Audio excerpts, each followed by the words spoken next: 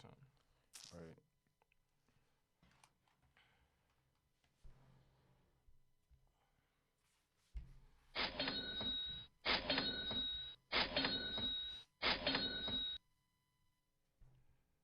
Yo, you are now tuned into the Bag Brothers Podcast, episode 48. 48, it's your boy Sully. It's your boy P. Back again, another episode, you know what I'm saying? First 48, baby. First 48. It's been a while. It's been a minute, but you know, we back in the studio, and you know, we got a special guest, you know what I'm saying? Yes. You got the one and only, you know what I'm saying? Come on now. One and only, Our Brooklyn now. you know what I'm brethren. saying? If you know, you know. You got Frantzy Luzincourt in the building, you Yes, know what I'm sir. saying? What's good, y'all? Peace. A lot of accolades this guy has on his resume.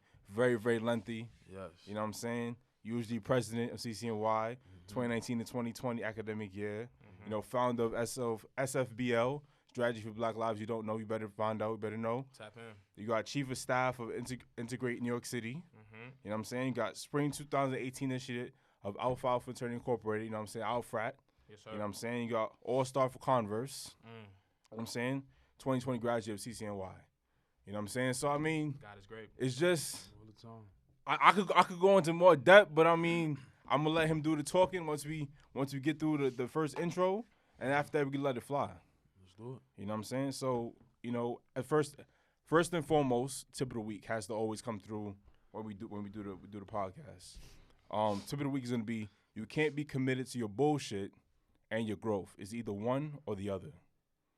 I'm gonna run it back because sometimes people they don't like to listen too much. You know what I'm saying? Pay Voice. attention. You can't be committed to your bullshit and your growth.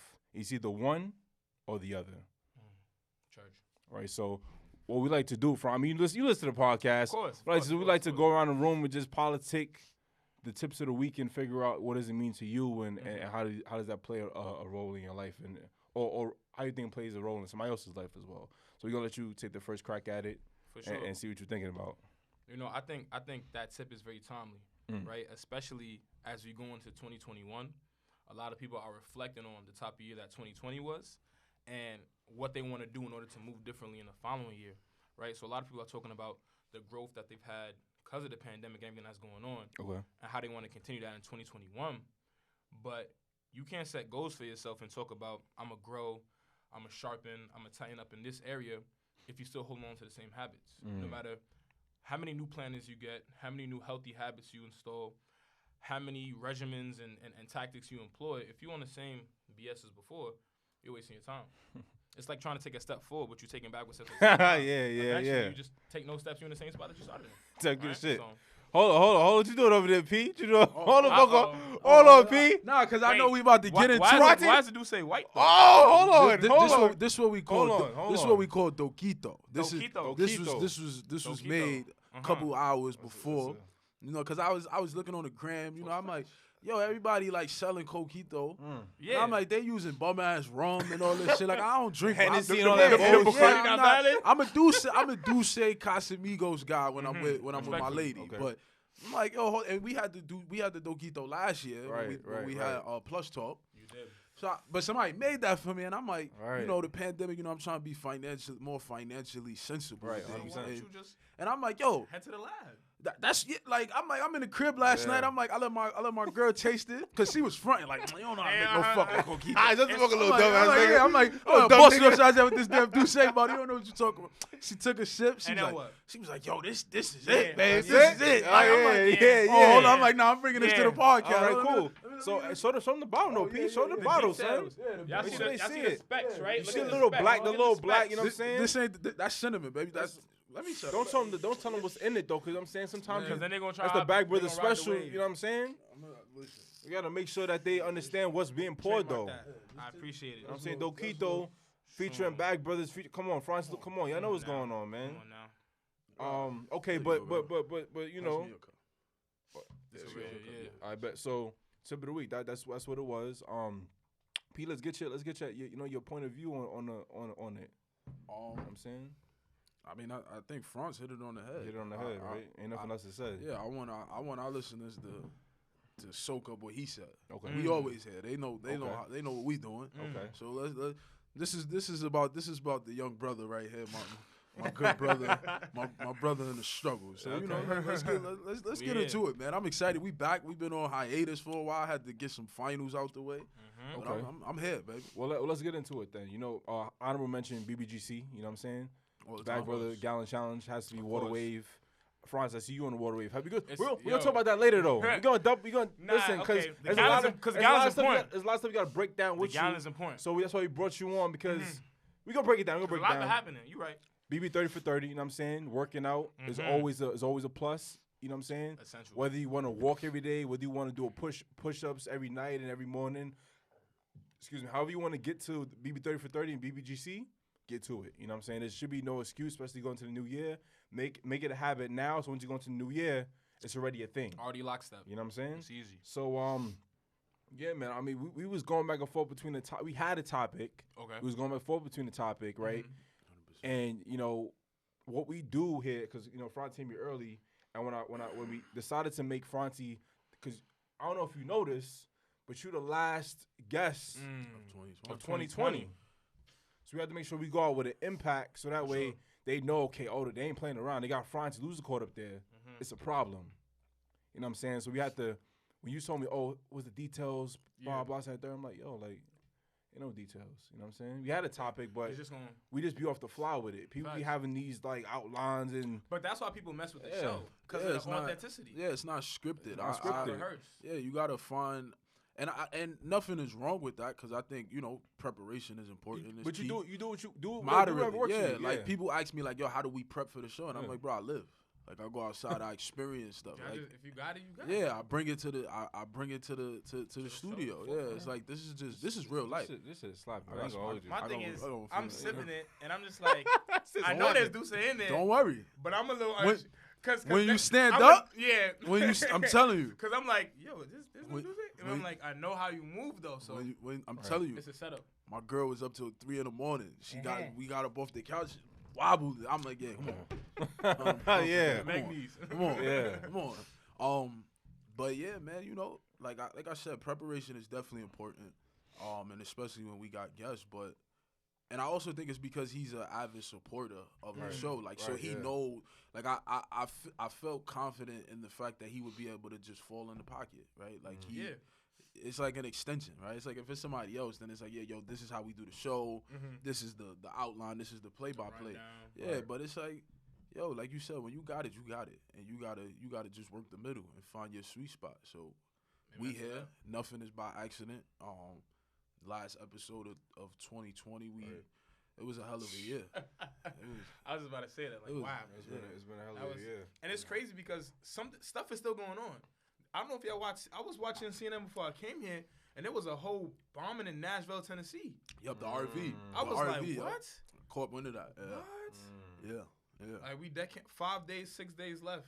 Still can't catch 2020 trying to make sure it get every single day of 2020. You know what I'm saying? Checking every single day off.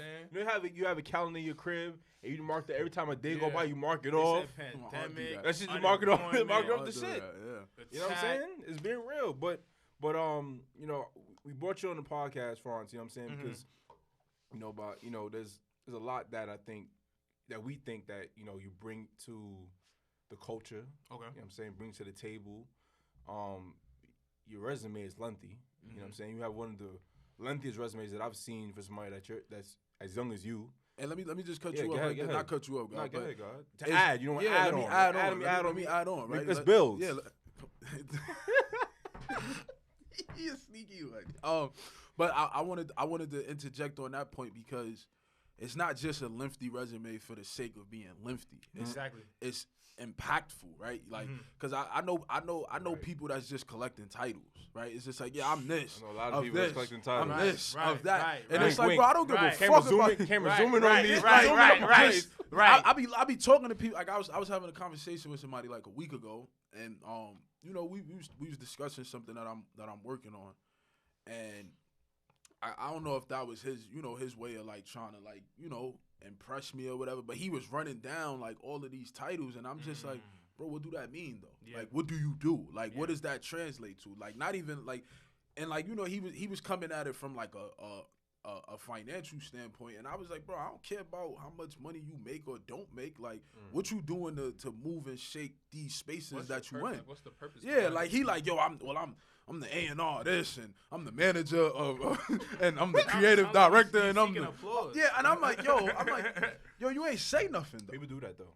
That's all they do, especially with like the social media era. It's like, yeah, I got this in my bio. I'm this person. I'm that person. And it's like that validation. but you ain't gonna get it from me, right? Like, so I don't know. I don't care how many titles you got, bro, because we not whatever you do, whatever conversation we having, we gonna have that conversation. And yeah, if some shit come up and you gotta, oh well, I also do that. But like, yo, you coming resume dumping on me like I'm supposed to be. Like, oh word, like yo, you was like with they want you to kowtow. Oh my God, I'm in the presence. They want you to be impressed. Yeah, son, and it's just like so like I said, I wanted to extend my appreciation for that because it's like, yeah, you do have a lot of titles, you do have a lengthy resume, but I don't want that to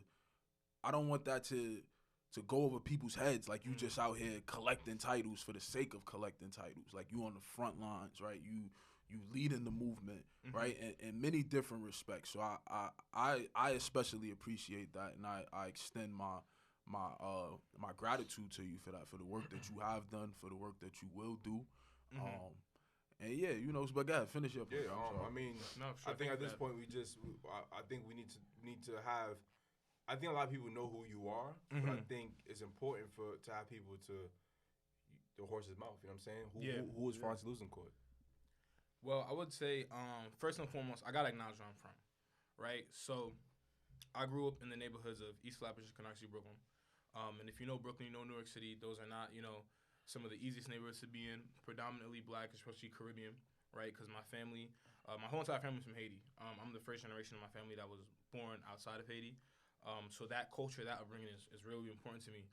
One thing I do appreciate about growing up in East Flatbush and Canarsie is that even if I didn't grow up in Haiti, we have our own pocket of community. Okay. So that culture, even outside, because usually your ties to your family's country is in the household. But I could step outside and I could, take the 2 train off Newkirk, right? And the culture's there. I hear people talking Creole. I see the culture. So that's the most important thing I got to address first is where I come from, my ethnicity. But other than that, I would say I'm someone that is, very committed to trying to just better the situations of those around me.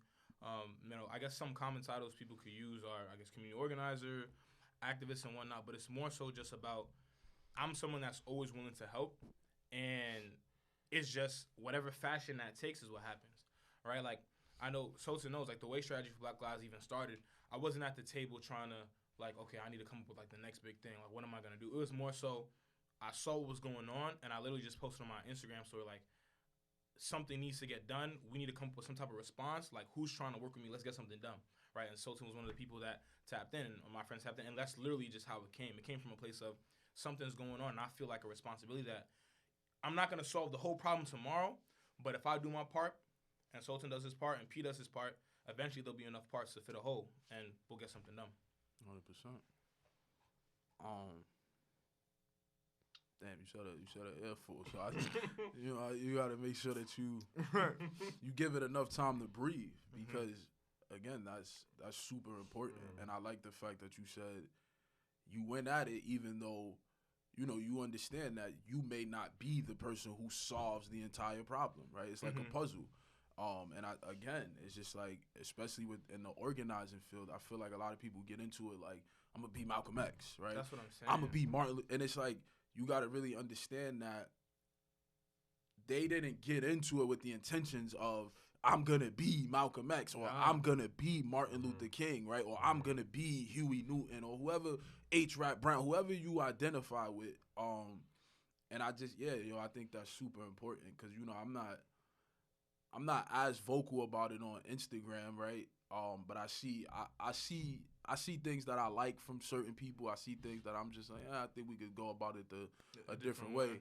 But I feel like the core of it and the crux of the message needs to be that none of these problems get solved without unity, right? Without us unifying and coming up. Thing. Yeah, and without us divorcing, right? From what I've gathered, American culture, right? Because it's like American culture is tied to capitalism, which is inherently tied to the subjugation of black and brown people, right? And it's like Facts. we gotta start with that, right? Like, and you know, I tell people all the time, like, I benefit from capitalism, right? I take things from We all capitalism, do. right? So it's like I feel like people get that misconstrued where it's like, yo, like we don't like we not advocates of capitalism just because we understand as a whole that it's. I think people don't understand what capitalism is sometimes. I just had a And conversation. I think because every time, let me build on what you said. I think a lot of times people think about when they hear the word capitalism, it's not always in the best form that they hear it in, and it's like they usually hear it from the white man's mouth, right? And that's a problem for them. They're like, oh well, it's just capitalism. They just trying to get our money. They're just trying to blah blah. And it's like, yo, hold on, right? You benefit from this too.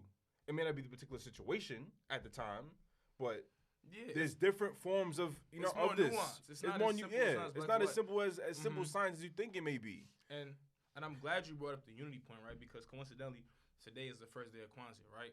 100%. Today is the first day of Kwanzaa, so Habari Ghani to all those that celebrate.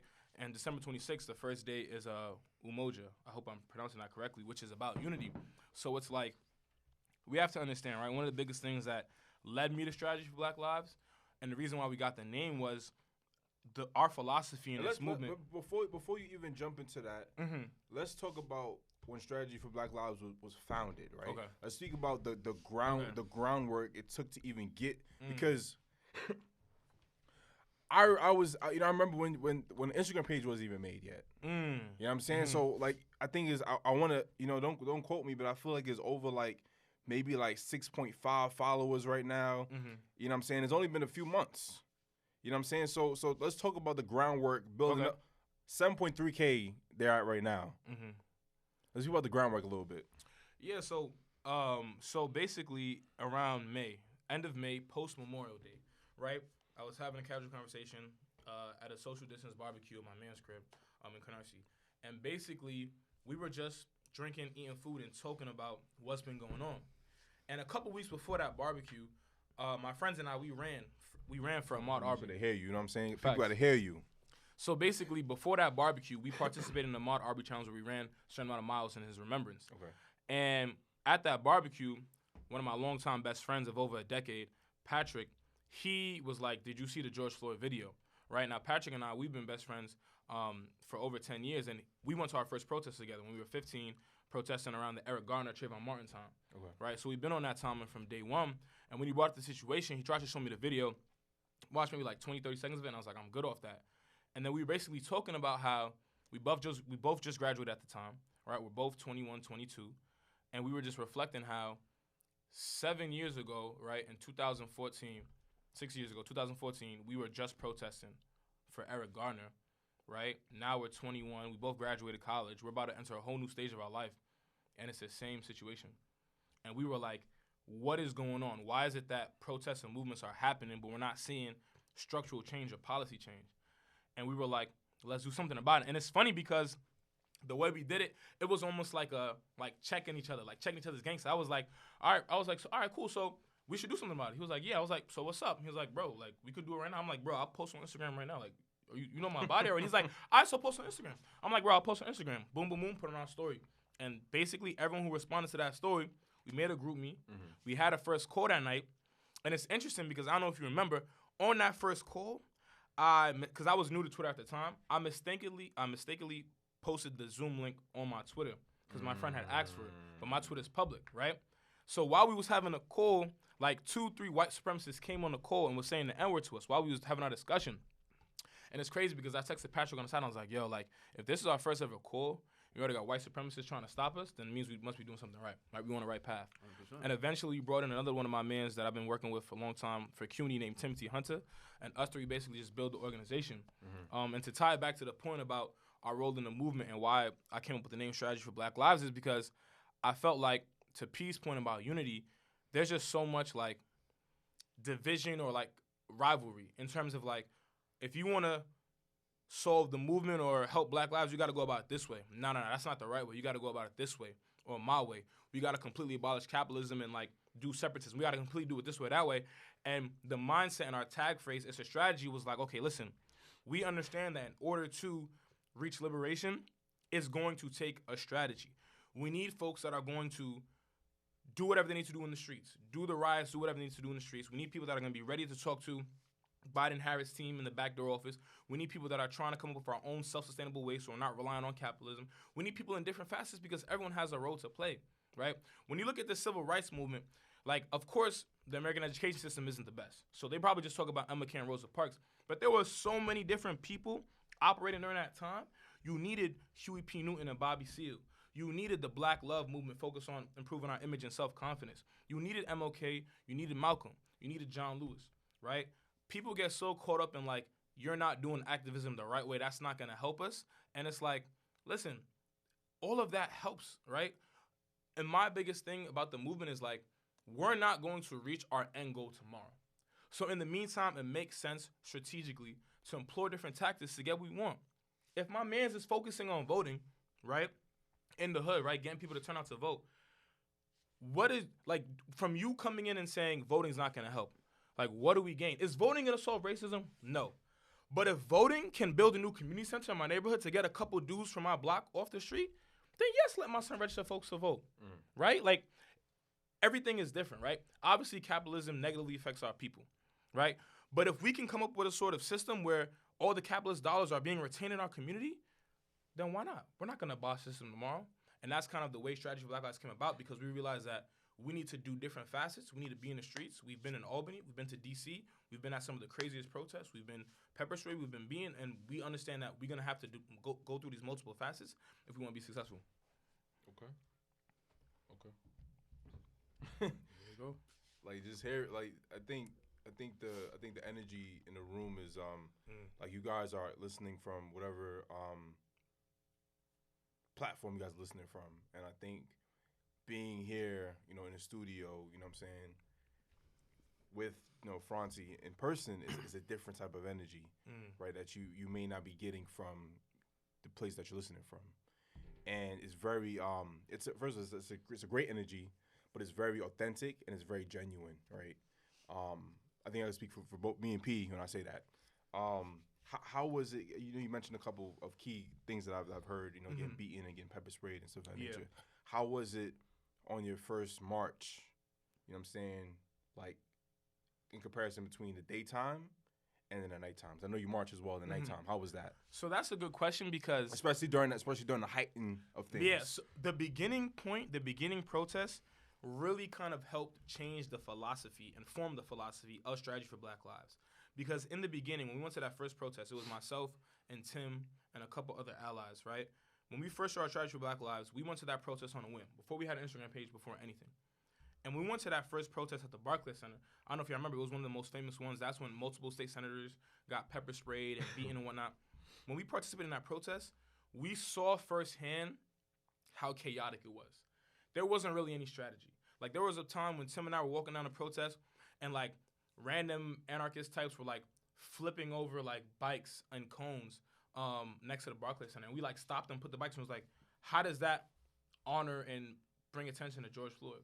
Right? So as we were seeing that, we were seeing people throw stuff at the cops and seeing cop cars start on fire, and Tim was trying to save people, and we were getting pepper sprayed and beaten by the batons just by trying to help people. We realized that what's happening isn't necessarily focusing our narrative. So the way we took that back to our team was, like, we wanted our role to be, we didn't want to be, you know, the front man, right? We don't really care too much about that. And as Sultan knows, when we first dropped our Instagram, we had no faces of our members for, like, the first couple months, right? Because it's a bit weird. Because the focus was, we didn't want the focus to be on, okay, this is something that Frantzy, Tim, X, Y, and Z is, and we wanted to make sure it was something that was about the movement overall, right? So we remained anonymous for, like, the first couple months, and what we did was that we realized these protests is the anger of the American people, and we need to be strategic about it and point it in a direction where it forces those in power to act. Because if we let the message get diluted, which a lot of people tried, right, with the riots and that, we're going to lose, like, the battle, essentially. So we decided we're going to go out to protest. And what we started doing in our beginning stages, we'd go to protest, we'd speak to the organizer front and say, hey, we're a Strategy for Black Lives. We're a young group from the neighborhood in New York City. Let us know how we can help. And we would just do regular helping out, like have people in position, like 2 in the front, 2 in the back, 2 on the right side, making sure everything's going good. If we see cops or anything going wrong, we'll communicate. If we see people going crazy or any, like, chaos happening, we'll be like, yo, like, let's try to do things a different way. And that was basically our role. Our role was basically like the support kind of tactical staff. And every now and then we'd also hop on the mic and promote civic engagement. We'd also like form coalitions and speak to other organizations about how we could do things. And while we were in the field with our yellow bandanas, making sure the protests were going well, we were also emailing our politicians in Albany, pulling up on them, telling them, when are you going to pass the package of crime bills? When is the 50A going to be repealed? When are you going to focus on the walking while trans bill?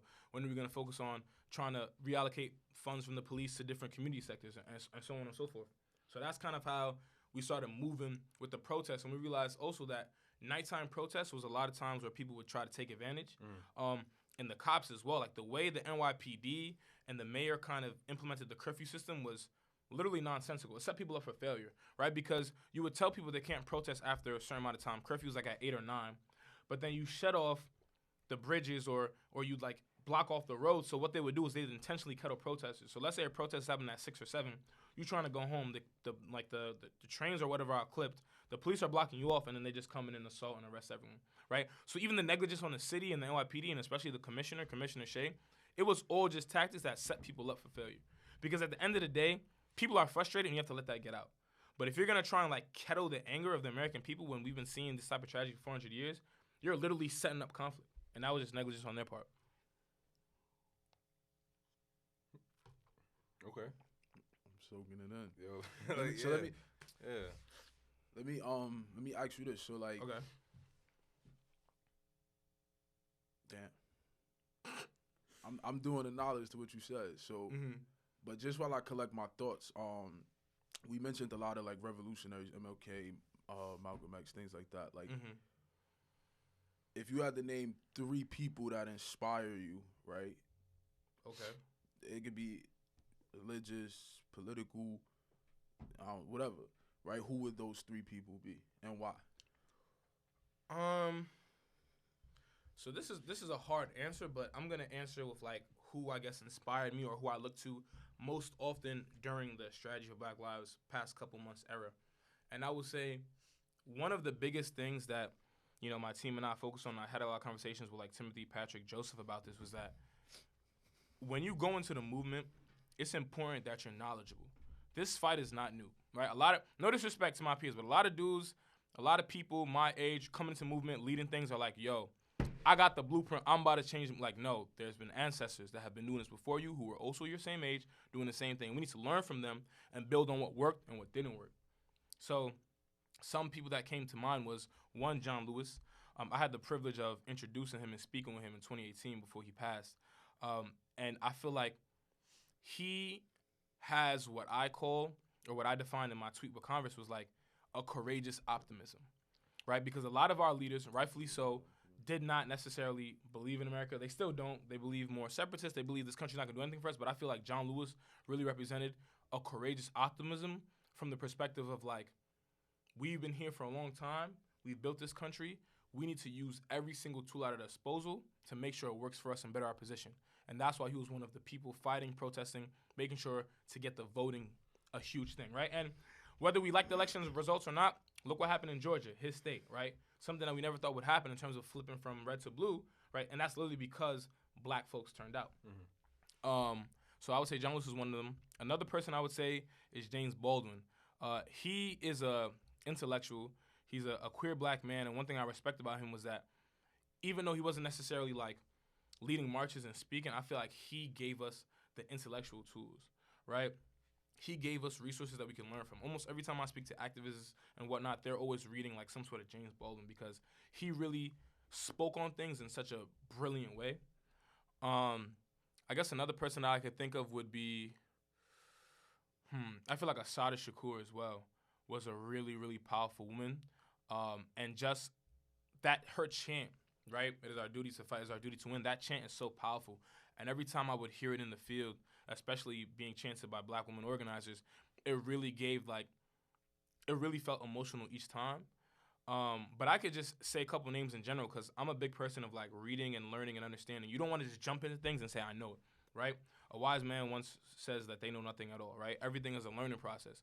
So just to spit a couple authors I think people should read, just if you're black in general and trying to understand your blackness, or if you want to be involved in the movement, would be people like Toni Morrison, Assata Shakur, Angela Davis, Bell Hooks, James Bowen, like I mentioned earlier, Michelle Alexander, Audre Lorde. Just a lot of like texts that I think people often overlook. Like it's great you have to of course read the autobiography of Malcolm X, but it's also important that when you talk about blackness in the struggle, we have to look from different texts. We have to look at black feminist radicals. You have to look at abolitionists. You have to look at black queer folk because they all play a part in what blackness is and how we're going to liberate ourselves. So I think reading is definitely important, and I hope I can spread some gems with some of those authors.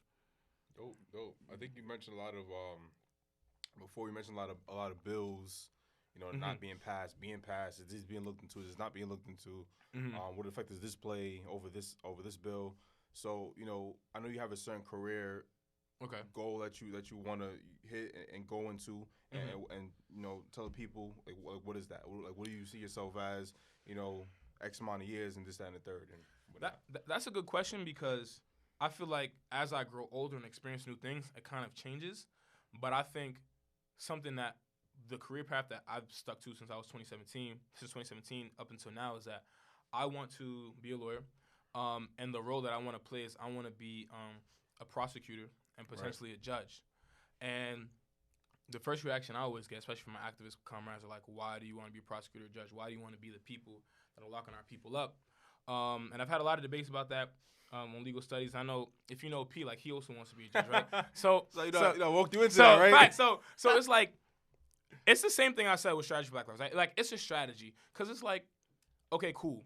Most of our people, some of the great activists, black lawyers, they're criminal defenders, right? So let's say a prosecutor says, here's a 20-year-old dude. He's from, let's say, Inglewood. He has a dime on him. And because of, like, vendetta or ego or just the way the system said, he says, I want to prosecute this person and give him 25 years. He got a dime. He's 20. He's low income. We're going to teach him a lesson, pack him up, right? So as a prosecutor, I put him on the case. I go to court. I present the case. I maybe talk to the judge that I probably know. I know the cops and the agents. We coming up with a strong case. We're like, judge, you know what to do. Same old story. Pack him up. The criminal defender then comes in like 5 to 6 to 7 steps after the process. And I think that we need, like, if you look at the numbers, and P knows this, the amount of black lawyers is probably like less than 10% or something like that. 5%. But when it comes to black prosecutors and judges, their number's like 1 or it's like 1 to 2%. Yeah. So my thing is, prosecutors, and I wrote my senior honors thesis on like progressive prosecution. It's like they have a lot of what we call in this country prosecutorial discretion. They have a lot of unchecked power, not even at the federal level, the state level too, and also at the local level as well. They choose who to decide to prosecute and put their resources on. And I feel like if as a prosecutor, right, if I have that discretion, instead of having P come in 5 steps later as a criminal defender trying to get this dude off because he's only 20, made mistakes, he had a dime on him, I could just not prosecute the kid. And now P's job is obsolete. That's the way I look at it. Some folks can agree. Some folks can disagree. But I know right now there's a huge lack of black judges and black prosecutors. And my goal at this time is to kind of fill that role and I guess like stop the damage or try to reduce the damage from that perspective. While the criminal justices and the attorneys are like getting people off that never did the crime, I'm going to try and stop from creating more of those instances. And same with judges. They hand out the sentencing, right? Judges have a lot of power too. If as a prosecutor, I come in and I say, I recommend 20, 30 years, a judge, of course, within the federal like penal code statutes, they can say, that's egregious. I'm not going to grant the prosecutor's wish of 20 years. I'm going to maybe give 3 because you're out of pocket and this is a vendetta, right? So I guess for now, I could say my current goal is to be like a prosecutor and eventually a judge. And that's just kind of the way that I want to affect the criminal justice system. You got it. The floor is yours. You got it. I'm on the. It's kind of weird talking about stuff on the podcast before it happened, but like Well, we ain't gotta talk about all of it. Yeah, we'll lock in after, but okay. you definitely have. You got it. You got the same things that you articulated is why I decided to go the route that I'm going now, because it was very easy to go corporate entertainment. Yeah. Get dealt in there, and you get swayed by like, all right, yo, like corporate attorneys, like it's lit. My man getting 190 it's straight lit. out. Straight out. Yeah, like straight out. 25, you getting 200 racks that's really how it is to shake, and it's like, but I same thing. Like I feel like the prosecutor is one of the most powerful people in the criminal justice system or injustice system, as we say. So it's like, I'm going, damn, it's like, I don't want to pull this out. But yeah, what you said about prosecution and us having holding space in that office, especially like no matter where it's at, Manhattan, Brooklyn, Staten Island, like it's just like we need to be in those spaces. And I feel like so many people get pushed away from the prosecution's office because it's like, oh, well, you want to lock up black and brown people. And it's like, no, like it's actually pretty much the opposite. Like, you could do a lot. Yeah, you could really do a lot. It's very much more nuanced than that. But again, like anything else, like we have conversations offline, and it's just like people don't understand like the way that this thing goes, right? Yeah. And it's like even the power to prosecute police officers, right? It's like that's why I wanted to be a prosecutor, right? I like, you know, and we shaking. Facts. And it was just like the prosecution, like, and I remember I'll keep it a beam with you. The first time that I had like an instance with the prosecutor, I had got like a moving violation or whatever. Like I had something in the car, but you know how that was. I'm driving around in a nice car. The first thing they asked me like, oh, who caused this? Like, what you mean who caused this? Like, it's my car, whatever. And I remember talking to the prosecutor before I went up against the judge. And I'm like, well, I got pulled over. I wasn't from there. So I'm just like, bro, like, I came all the way over here. Like, I don't live here. I'm not from here. I don't know nothing about this. And he was a black prosecutor. He was just like, he looked me in my face, and he was like, you know what? We're going to toss this out. Yeah, it's I'm not like, worth the resources. Yeah, and I'm like, I'm lit because I'm like, the whole time I'm scared. This is my first time in the court. I'm by myself. My parents not there. It's like, damn, I'm about to come out to it. But it was bullshit. It was like 3 points on your license. But it was just like, just seeing him have that power. And like the judge never questioned it. Like she ain't bad. Like he was like, nah, we don't need. He's good. And the judge was like, I want to say she was a black woman too, but you could tell like before I went up, she was slaying people. Like she was slaying people left and right, black people, Puerto Rican people, everybody. Like yo, bang, getting them out of this. So I'm like, oh, I'm about to get cooked.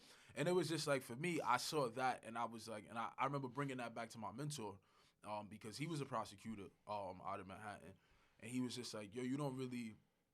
Like, what you want to do, like, your end goal, the best way to get there is to do it this way.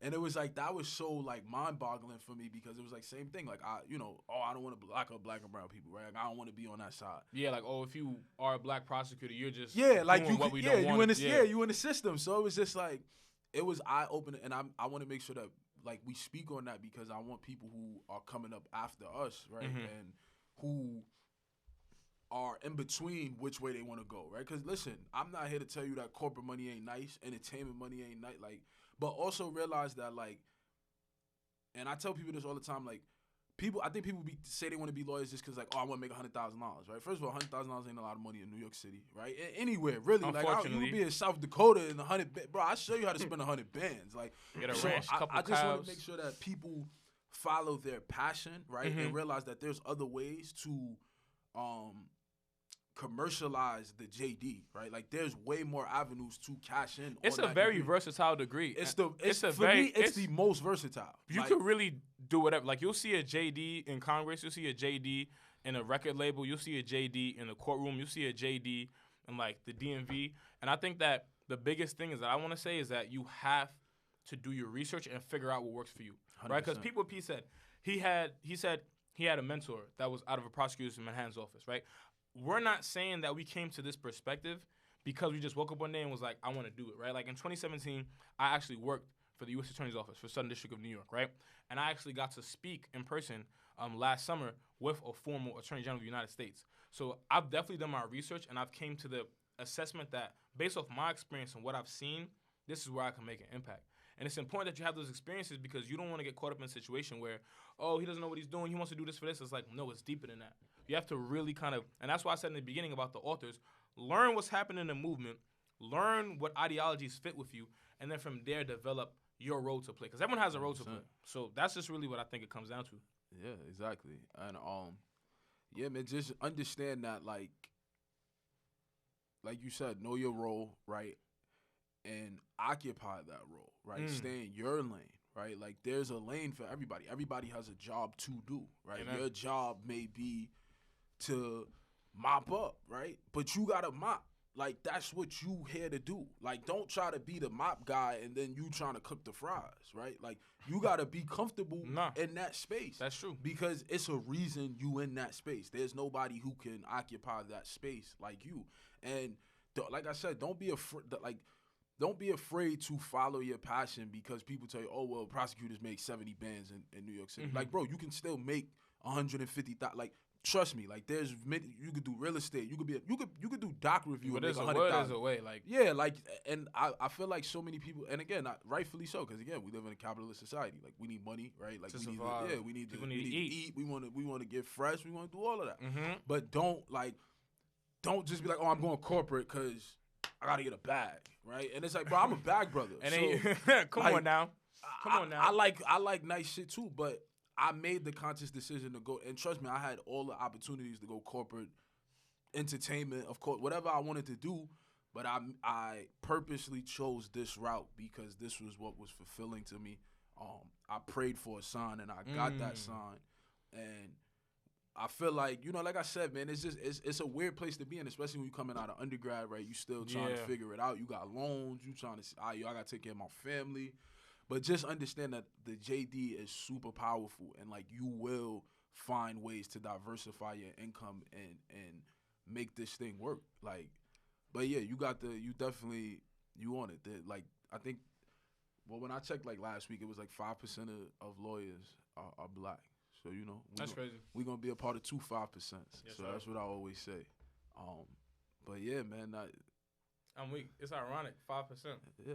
If you know, you know. Yeah. Oh, man. If you know, you know. I see that, every time I'm on your page or even when I'm with you, we doing what I do, you're very supportive of other people, right? You always showing people on your page out, you know what I'm saying? You don't have no 20,000, 200K followers, but you always showing people out, you know what I'm saying? So, just talk a little bit about why you're so supportive of other people, and then also want to add in, you're also very close with Chi as well, right? Yes. And I want to just highlight your relationship with Chi as well. Of course.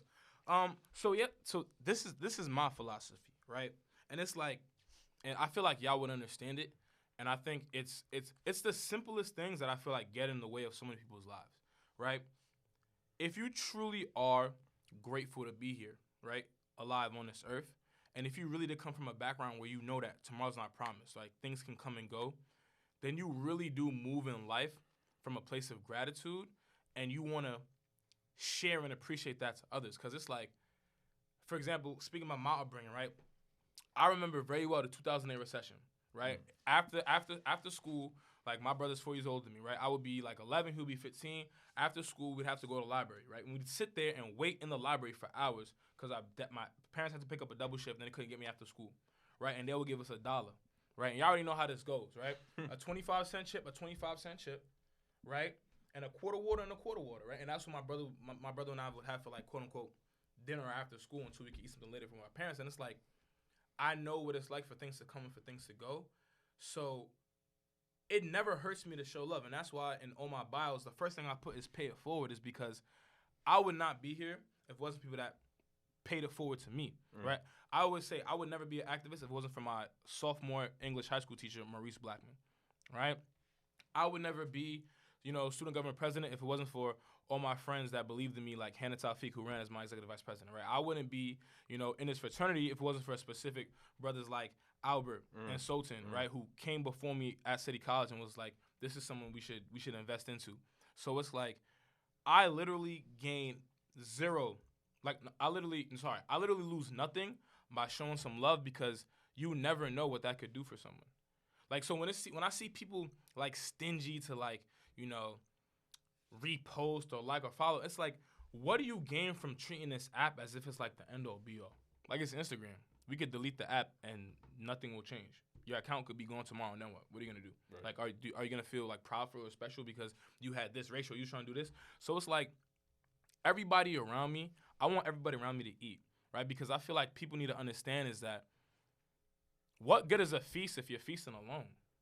Like, what do you gain from that? At least in my opinion. I'm a very, like, collective unity person. It's crazy that we're talking about this on the first day of Kwanzaa, because it's like, I want to be successful so others around me can be successful, right? If I will always repost and show love because everyone deserves their chance to be great, and I don't lose anything out of it, right? So that's why one of my personal mantras is like pay it forward, and also humility is a really big thing because things can come today and be gone tomorrow, right? I could repost if me reposting my man's song is what makes him go viral. Listen, if me reposting Ryan makes Ryan go viral, shit, he deserved it, right? And what did that cost me? 10 seconds of my day, right? And then also like to bring up the Chio Say point, like he is a 22-year-old, right, black queer dude from Brooklyn, 3 generations, the son of Combat Jack, and he's also of Haitian descent, right? And it's funny because, and if you ask him, I literally met this dude because I was leading a protest off the Brooklyn Bridge, and he was leading a protest from someplace else, and our protesters literally collide. And for like when we first interacted, we were literally arguing with each other, like who are you? Like where you guys trying to go?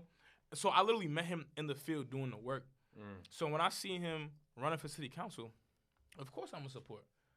What? Imagine the hypocrisy. I'm talking about we need young people in office, black people in office. This is like it doesn't get any better than him. You know what I'm saying? So that's why I'm like I'm gonna support people like that because we need people in these positions in our best interest. Just like we talked about, we need more prosecutors, we need more judges. City council races is coming up.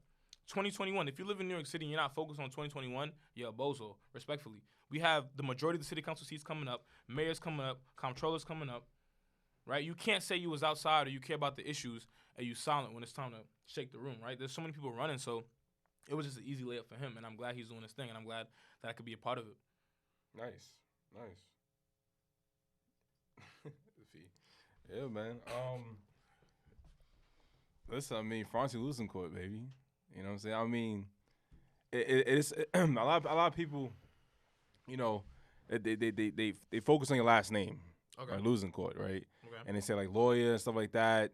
How do you feel about the play on words, right? Then lawyer, like how does that? I mean, what do you think about that? Because you hear that more. You hear that a little often. Look, that's a funny question. It's definitely something that I've heard since I wanted to be like a lawyer since I was 12. Right. It's actually interesting because most people actually don't notice it. It's usually like that one random instance, and I get a good laugh. But it's like I worked in the U.S. Attorney's office. Like I work in a law firm now, and no one really notices it until that one person is like, "Wait, how do you pronounce your last name?" I'm a Luzincourt. And they're like, "Wait a minute." But it's like, hey, if that makes me memorable, then shoot, like plaster it everywhere. Let them know. And listen, if you really think I'm gonna lose in court, like you could be opposing counsel and find out. Respectfully. You can get right. Respectfully. You can get right. Respectfully. But nah, it's interesting. I love my last name. Fun fact, it is of French origin. My family's from Haiti. So technically, like when my parents are speaking Creole or French, it's Luzincourt. Right. Mm-hmm. But just the way they say it in English, it's like Luzincourt. You know what I'm saying? Right. 100%. How was your Xmas, man? How was your Xmas? You know, it's crazy because usually when you start off, it's like, yo, P, how your week? You know what I'm saying? Yeah, man. But listen. I say, hold on. Listen. I said, you listen to the podcast. You know what I'm saying? How was your week? Y'all be reposting, but listen, I got the podcast app on the commute. Tap in. But, Christmas was great. My family is Catholic Christian, so we celebrate Christmas. We usually go to church every midnight of Christmas Eve, of course, because of COVID, we didn't get to go. Mm-hmm. But it was nice, as usual, you know what I'm saying? Since I was interested in fraternity, we did Project Homeless this year. It was great seeing, you know, my fellow brothers, my fellow Greeks just, you know, giving out food in the community. It was raining, it was pouring, but we found some people to give hot meals, which is really, really, really dope. And how many people you guys served again? I think we was just the Brooklyn team, and we had 75 meals. There was multiple teams. This in Project Homeless. Brooklyn, Queens, Bronx. What am I missing? I'm bugging. Manhattan. You know what I'm saying? So definitely shout out to guys at Ada Chapter and all across the state and the region that came through for Alpha Fraternity Incorporated and all the other Greeks that came through to support. So that was dope. Love doing service every holiday.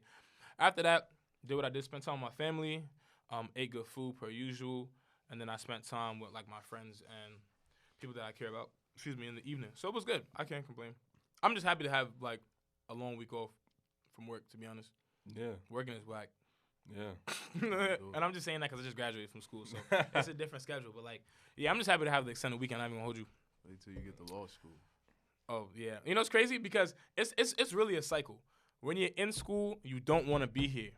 When you're out of school and working, you don't want to work. So it's Nah, but I'll tell you one thing that I've heard, like, of all the lawyers that I know and I've spoken to, they all say law school is not that. Like, you do not want to go back to law school. And I'm really shut. Like, when you get like and you hear it like, oh, 1L is like the hardest year, when whatever. you in it. Uh-huh. And again, like the realest shit I can say is just a marathon, right? It's 6 semesters, so look at it like that. It's 6 semesters. Break it up. But you do like everybody that I spoke to that's in practice. It's like that's they like yo, never bro, going back. like never I don't going give a, back. I don't care if you gave me I'm not like never doing that again. You be in the trenches. Yo, it's on Zoom. Which semester did you just finish? We'll talk offline. Okay, cool. I don't want to tell people. I was like, I just, you know, I got, hold on. Wait a minute. I got something coming. I was like, wait a minute. Yeah, I think he, you know what I'm saying? I got something. Yeah, I got something coming you know, soon. If that you I'm know, gonna, you know. Yeah, we gonna shake it up. We gonna. I got a big announcement that I'm gonna make soon. We gonna shake it up. But are we ready? Yeah, you don't want to like try like get through it, but yeah. Shit is, yo, and again, we was on Zoom, so it's like Zoom is Zoom, makes it that much more. I know peers and friends of mine that literally have gotten into law school for this because we just graduated and literally have like, I'm not doing it on Zoom. And they pushed it back like a year. If you have, like, I would say, if you have the opportunity to, weigh the options. But I would like, especially for your first year coming into this thing, like, because so much of your first year is about like building those relationships with classmates, right? And professors, just flushing out those ideas, because it's just gonna be so much thrown at you that it's like you don't have that same experience on Zoom. Now, if you in your second, third, whatever, then it's like you already know you what can to maneuver. Yeah, you know how to shape. But that first year, it's the foundation. So, you it's gotta so crucial that if you fuck around and you stumbling, it's like, because you need that. Like, it's that when you walking out of class with your classmates and you like, yo, bro, what the fuck was like? What's the murder doctrine? Like, what's the common law murder doctrine? What's the NYPL murder doctrine? Like, and it's like you need, like, you don't catch that on Zoom because it's like maybe like, oh, and me, and then it's like, oh shit, back to thinking ain't that. Yeah, it's like, damn. So I mean, you know, to each his own, but we all right, we gonna shake. We trust me, we on it. Right. I got a lot of stuff we that in tune. I've been keeping under wraps, but we gonna work, man. It was no, but I hope y'all enjoyed y'all holidays too. Yeah, how was your holiday, bro? Based on what I've seen, it looked pretty lit, man. Yeah, you know, it was cool, it was smooth. You know what I'm saying? I'm not a very, I don't be like, you know, I don't celebrate Christmas. Okay. But I do, you know, I appreciate the holiday, and I do give gifts and gifts given, and I enjoy giving more than receiving, personally. I agree 100%. Like, it just makes me feel whole. I feel a smile on my face, you know what I'm saying? I gave P a little something today, and I was, my man Luigi just reposted it. Yeah? And the fact that, you know what I'm saying, to see him smile, see my girl smile, stuff like that, that just makes me feel good. You know what I'm saying? It makes me like, oh, I could get nothing at all, and I'll be as long as they good. As long as they good, then it don't matter about nothing else. Nah, amen. But yeah, man. Other than that, it was smooth sailing. I mean, I wouldn't change it, but you know, I do think like for next, you know, Christmas, you know, inshallah, that I'm gonna try to reorganize it a different way. I won't be in New York City per se. So you know, interesting. A little. Because usually people want to spend the holidays at their home with their families, but you're trying. Okay, I'm trying to do a little sneaky move, you know what I'm saying? So I mean, you know, Bali vibes. chill. But yeah, you know, man. you know. But yeah, I think we have I have a little email, you know, from I opened up an email last night actually, God. So I wanted to spit it right now. I was in the loop. So I'm spit it right now. Let's break it down. Let me pull it up. Okay. So hey, Bag Brothers. Happy Xmas. I got my boyfriend a PS5 for the holiday season, and he's been talking about it for so long. I even paid $500 more than retail. On the day of Christmas, when we were exchanging gifts at my house, he gifted me a Victoria's Secret bag with lotion. Why are you laughing for? Stop laughing. With lotion and perfume. Stop laughing. I'm not sure if there's more missing, but he didn't say anything at all. What should I do? Wow. Okay. It from first jump, it sounds like there's a heavy emphasis on like material. Like I do think you should match energies, but it's more so like it sounds like she, I don't know, I guess counting dollars, but I don't know. But like was she expecting like a Prada bag, a Telfar, I don't know what she's the Louis V, Victoria's Secret. The girl spent $500 more than that's retail. the PS5. The $499 it's a PS5 plus it's the a tax. PS5. It's a PS5. That's true. So she didn't go to the store and be like, oh, let me get the PS5. I know people that still can't get one. But right.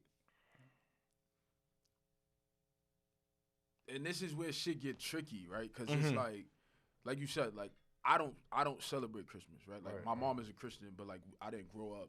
Right. Like when I was old enough to make my own decisions, like I decided to partake. Yeah, to indulge in a way of life that was different than that. But I indulged in Christmas this year just for the sake of the person that I'm with. She's a Christian, right? My mom is a Christian. Like I did the thing, you know. I'm buy gifts, but it's like, and I this like it's just weird, but whatever. It's like she kind of is. You bought him the PS5 or the Xbox, whatever, right? But you bought that because that's what you wanted him to have. You didn't buy it because you was expecting something back. The same thing or him to spend the same money. And if he was, then you shouldn't have done anything, right? That's what I'm saying. Because it's like, unless, and again, it's not a lot to go on, but this was a hard year financially for everybody. I don't care. Like, only people who came out on top this year was the people who became billionaires, right? And ain't nobody I know become no billionaire. None of us made Zoom over here in this room. So he came up. So stupid. Again, like I think and again, like it's like this social media shit where it's like you gotta like you post this and you know you got people like, oh damn, well I should have got that. I wanted that. It's like, bro, we all want to do more, of right? course. Especially for the people that we love. We do what we can, right? And if somebody's just not blatantly holding out, like, you know, they not sitting on $1 million and they like, yeah, here go 20. Yeah, that's what I'm saying. Yeah. It's like, bro, he might have lost his job this year, right? He might be living off his life shit. Like, there's a lot of shit. Like, if it was another year, then maybe you could have a different conversation. But this year, especially, like, maybe that's all he could have afforded. You could finesse the PS5, and I'm sure he's grateful. Right. But maybe on the other hand, he could not finesse the bag of items that you're looking for. He could have came up with. You know what I'm saying? And I want to make sure that we shed some light on that because men a lot of times get that pressure of like, yo, you gotta buy a Birkin bag. Right? This was the year of the Birkin bag. Oh my God. And it's like, bro, half of y'all Birkins is fake. Like, oh wow. Like a lot of y'all Birkins. You know you can't even like buy Birkins like that anyway. The people that if you know, you know. Like you can't just. That's only way you could get a Birkin is you get something that's been like a used Birkin. Yeah, or you have to have a relationship. You have to the be supplier's a not client. just shipping them yeah, out. It's not like, let me get a Birkin. Yeah, you're not Cardi B. Like you're not. And again, there's other bags besides Birkin. There's Kelly's. Like there's, but we ain't here for that. But it's just like I feel like people need to understand that, bro. No matter what you got, no matter what anybody, like if somebody was able to do something for you. Bro, it was a lot of shit going on. Like we got a $1,200 stimulus check. Come on now. For 9 months, we've been on lockdown since March. Nigga give it $1,200. Like you literally had $1,200. That was the assistance that everybody wasn't fortunate enough to get unemployment when unemployment was hitting for $600 a week, right? Everybody they spread it on their arm. Yeah, everybody wasn't that fortunate. So it's just like.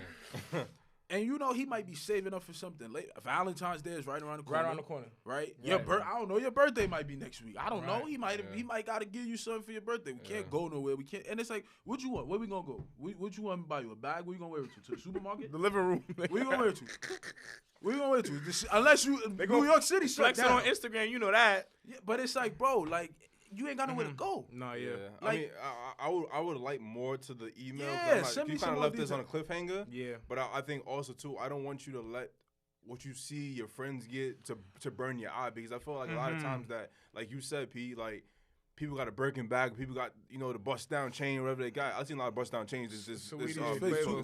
But anyway, I don't believe nothing. You ain't no Eliante, but here we go. But like I don't want you to see because they got this. You like damn, I ain't get that, or I ain't get something as good as that, right? So it's like like you know what I'm saying. A lot of stuff happened this year. He brought something. He did what he could. He did what he could. I don't know his financial situation. I don't know your financial situation. I don't know what's going on. You left us on a cliffhanger. Listen, girl, email. I'm not gonna say your name, but email us back. If you need to add more stuff on, we may probably get back again, get Frantz back on here, give his opinion and stuff of that nature. But you know what I'm saying? As of now, I think that's our personal opinions on the matter. How you feeling, Frantz? I just, I think I got on Twitter because of COVID, and I think like Twitter just a dangerous place, bro. I ain't going like on Twitter. the amount of times I was seeing it's too much doors in Twitter. Like the amount of times I was seeing like Quavo, Saweetie, and like Birkin, like.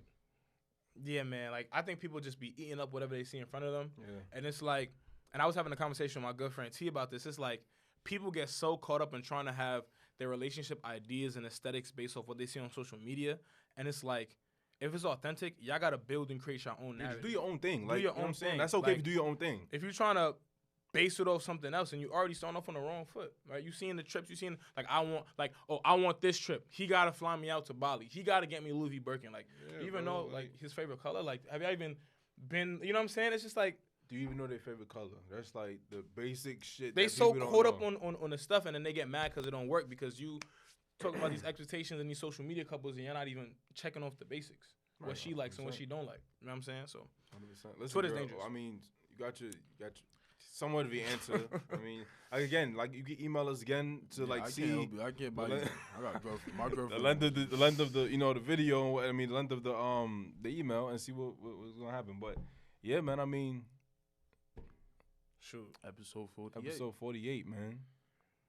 We're 48. gonna close it out right here. 48. I think it's a good place to kind of wrap it up. Put a bow on it. You know what I'm saying? So actually, I grabbed my phone because I wanted to pull up something. So there's this I want to say this real quick. There's this Bible verse that really really hit me, and I spoke a lot about it with like Trav, because that's one of my good friends and a man of God as well. And I think when the questions you were asking me about like why I always repost people or like how I move in a movement and stuff like that, I feel like this kind of sums it up. And it's 1 Peter chapter 5 verse 6, and it says, "Humble yourselves, therefore, under God's mighty hand, that He may lift you up in due time." And I feel like with that quote, it's like everyone is kind of in this position where it's like, if I show love to P, if I repost the Bag Brothers podcast, then whatever I'm doing is not gonna get that same level of attention. And it's like sometimes you just gotta humble yourselves. Like showing love to anybody, everyone's gonna get their time. Everyone's gonna be Gucci. And showing love to someone and paying it forward, it's gonna come back to you. You know what I'm saying? God willing. So that's something I really want to share because it's really important to talk about humility. And it's like everyone deserves to eat, and we need to get out that mindset. And it might be part of the rugged capitalism of American society where it's like, oh, if I show love, if I give this person, like it don't gotta be. It really don't gotta be like that. It really don't gotta be like that. 100%. 100%. Yo, P, you know what to do, baby. Yeah, I think we ended right there. But damn, what's my part again? I've been hit. Yo, I'm taking the coquito because it's shit. This is my part? That's your part, baby. Oh, all right. Well, keep hashtag BBGC. Get your water in. You know what I'm saying? 100%. Gallon a day. 30 for 30. What is it? BB 30. BB 30. Did we not say in the beginning it felt like there's nothing in there? BB 30 for 30. Like somebody turned the heat on? Yeah, BB 30 for 30. The room hot. Follow us on Instagram at the Bag Brothers Podcast. Follow me at XP. You know what's crazy? That's my part. That's what I keep trying to tell you. I know I wasn't. Y'all listen to 47 other episodes. I'm trying to hear to keep it locked. Hey, How many underscores? You know what I'm saying?